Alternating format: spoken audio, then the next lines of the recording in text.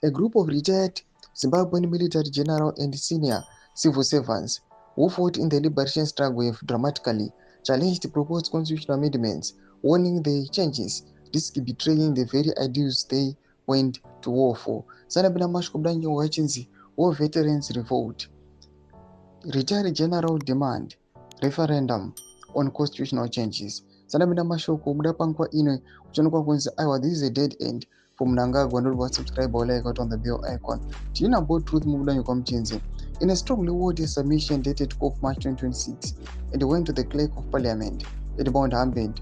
The former commanders insist the proposed constitutional amendment bill number 3 must be decided by the people through national referendum, not by members of the parliament alone.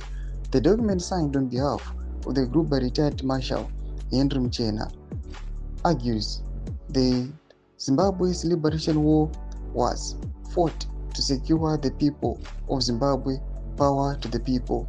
The veterans say allowing legislators to alter key constitutional provisions without a public vote undermines that promise, declaring loyalty to ZANU-PF but warning against political opportunism.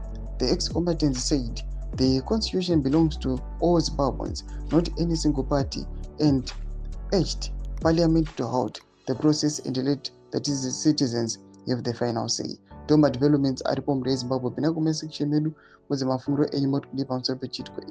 So subscribe or like channel the bell icon.